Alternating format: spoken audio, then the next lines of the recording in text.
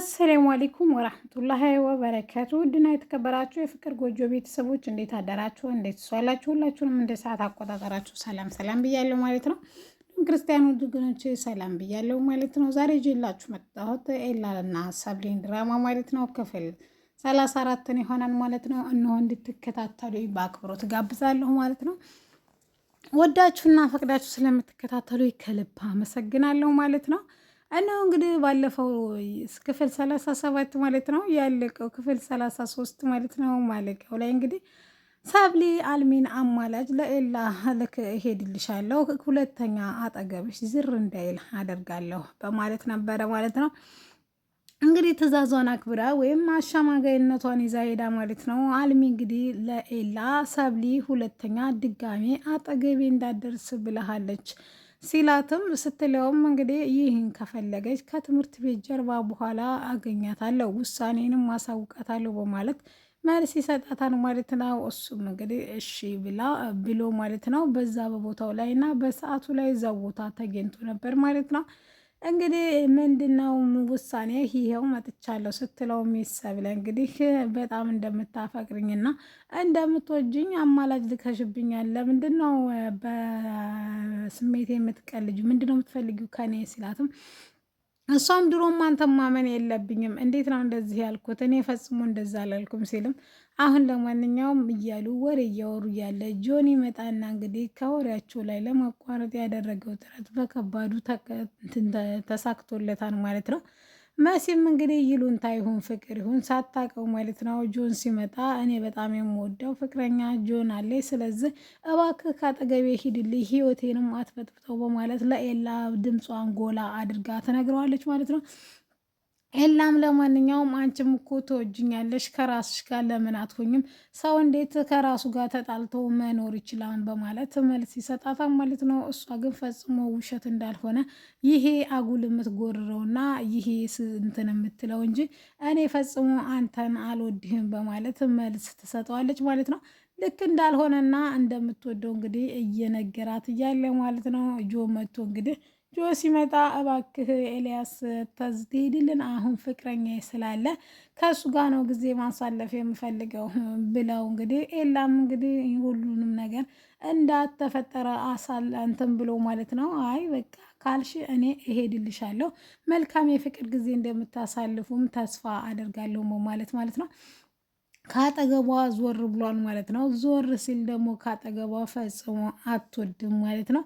ይህ በዚህ እያለ እንግዲህ እሱ ወደ ክላስ በንጋታው ሲመለስ ማለት ነው ጆና ሰብሊ ማለት ነው በቃ በጣም በጥሩ ሁኔታ በፍቅር ላይ ይገኛሉ ማለት ነው። እየሳቁ እሱ ጋር ሲደርስ ወይም እሱ ቴብል ላይ ሲደርሱ ቆመው ራሱ ለትንሽ ደቂቃ አውርተው ይለያያሉ። ሁሉም ወደ ወንበራቸው ላይ ከተቀመጡ በኋላ ማለት ነው።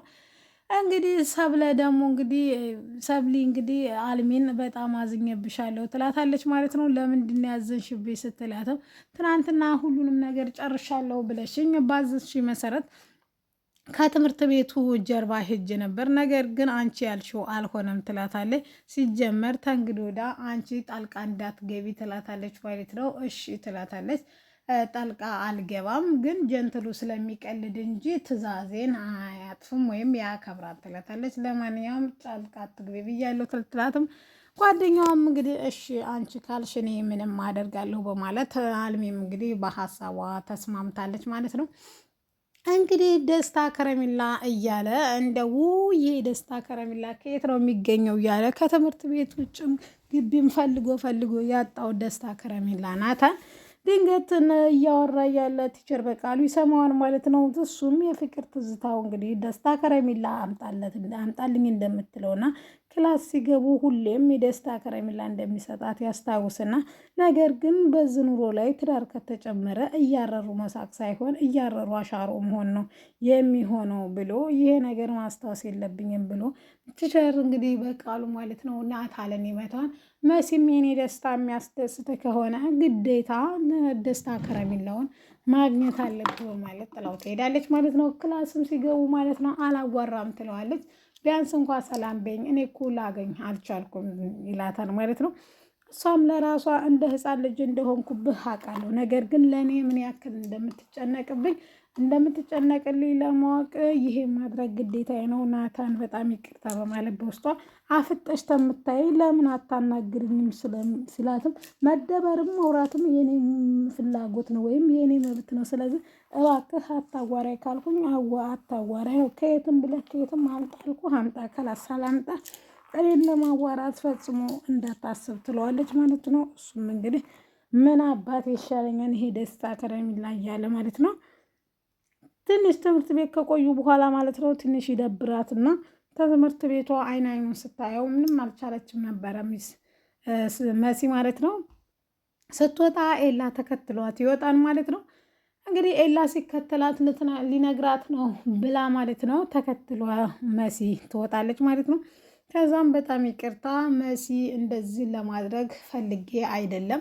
እኔ በግል ህይወትሽ መግባትም አልፈልግም። ከአንቺም ጋር ሆነ ከናታም ጋር በመጣላት አልፈልግም። ስለዚህ ይቅርታ አርጊልኝ ይላታል ማለት ነው። ይቅርታ አርጌልሃለሁ፣ እኔም ስሜታዊ ሆኜ እንደዛ ስለተናገርኩ ይቅር በለኝ ትለውና ይቅር ካወራረዱ በኋላ ሚሰብለ ደግሞ ከኋላ ተከትላቸው ነበርና ተደብቃ እያዳመጠች እያለ ኤላ ዞር ሲል ያያታን ማለት ነው። ሚሰብለ ታይተሻል፣ ምንም መደባበቅ አያስፈልግም ይላታን ማለት ነው። ይህንንም እንዳላት ልትነግራት መስሎኝ እኮ ልቤ ቀጥ ብላ ነበር ይላታን። በትእዛዛችን ወይም በስምምነታችን ከሄድሽ አልናገርም፣ ግን የትናንትናውን እደግማለሁ ካልሽ እውነቴን ነው ምልሽ እነግራታለሁ ይላታን ማለት ነው። እሷም ሁለተኛ እንደማታደርግና ለዛሬውም እንዳመሰገነችው አመስግነው ማለት ነው ይለያያሉ ማለት ነው። ምክንያቱም የተስማማችበት ውለታ ሂድና ላትለው እሱ ወደ ቤት ሊሸኛት ሚስጥሯን ሚስጥር አድርጎ ሊይዝ ነው ማለት ነው።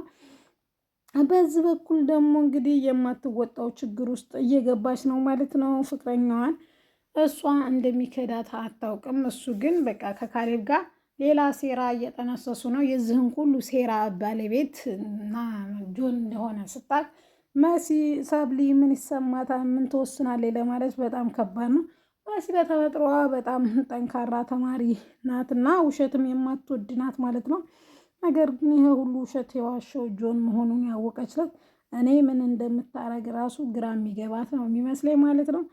እንግዲህ ኤላንም አግኝታ ለምን አትተወኝም አንተ በአንተ ምክንያት እኮ ትምህርቴንም እየቀነስኩ ነው ወይም ጥሩ ውጤት እያመጣሁ አይደለም ስትለው በእኔ ምክንያት ሳይሆን ፍቅር ስለያዘሽ እንጂ በእኔ እንትን አይደለም ወይም እኔ ስለምጨቃጨቅሽ አይደለም። ሲጀመር እኔ ብርቅሽ ራሱ አንቺ አትርቂኝም።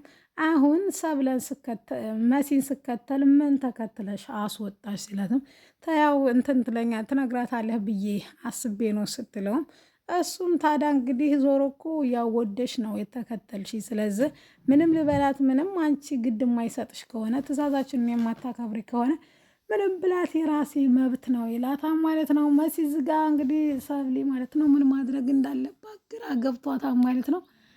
በዚህ በኩል የጆ ይሉንታ አለ፣ በዛኛው በኩል ደግሞ የኤልያስ ፍቅር አለ ማለት ነው።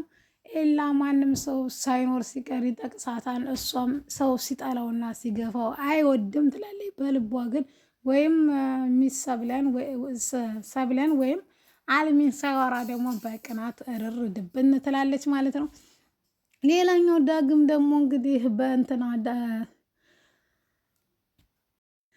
ጄሪና ሄቨን ደግሞ እንግዲህ ያው ጄሪ እንግዲህ በእንትና ፍቅር በመያዟን አምናለች ማለት ነው። ምክንያቱም ቤትም ገብቼ ስለሱ ሳስብ ነበር፣ ትምህርት ቤትም ስለሱ ሳስብ ነበረ። ስለዚህ እንደዛ አይን ላይን ሸንኮራውን ልቀመውስን ፍቅረኛሞች እንደሚተያዩ ስንተያይ ነበረ፣ ምን አስቦ ነው በማለት እንግዲህ ዮናስም እንግዲህ ሙዚቃውን ማን እንደጋበዛቸው ሊያወጣጡ ቢሞክሩም ምንም እንትን አላሉም ማለት ነው። ሊያገኙበት አልቻሉም ማለት ነው። ዳግም ደግሞ እንግዲህ ረዱ ከካሊብ ጋር ስታወራ አይቶ በቅናት ጭርጭር ፍንጭርጭር እያለ ነው ማለት ነው። አልፈልግሽም ያላት ልጅ ከሌላ ወንድ ጋር ስታወራ ለምን እንዴት ያንገደፊ አገር አጥፊ ድሮስ እኔ እመና ስትሉኝ ነው። ስለዚህ ጀሪና ሄቨን ሄደው እንዲያናግሩለት ያደርጋል ማለት ነው። እነሱም እንግዲህ ይሄን ነገር ተጠቀሚበት፣ ልጁን እያገኘሽ ሳቄ ተጫዎች፣ የትምህርት ቤት ጓደኛሽም ስለሆነ ችግር የለውም ትላታለች። እንሷም እንግዲህ ያን ብታደርግም ነገር ግን ዳግም ሄዶ እንዳንቺ አይነቷን እንዴት እንደዚህ ታደርጊያለሽ? የማይጠበቅ ነው ከ44ቱ ወንድ ጋር ለምንድን ነው የምትገላፈጭው ብሎ ገጭቋ ብሏል ማለት ነው። ሄሉም ደግ አድርገሽዋን እያለች እሷ ግን በዛው እንዳይጠላት ብላ ፈርታለች ማለት ነው። እንግዲህ ኪሩና ጄሪም እንግዲህ ቀጣይ ምን ይፈጠራል ማለት በሸንኮራው እንግዲህ የእውነት ፍቅር ይዛታን ወይስ አይዛትም የሚለውን እናያለን ማለት ነው። ውድና የተከበራችሁ የፍቅር ጎጆ ቤተሰቦች የኤላና የሰብሊ የፍቅር ታሪክ ማለት ነው ይሄን ይመስላል ማለት ነው። ቀጣይ ደግሞ ክፍል ይዤላችሁ መጣ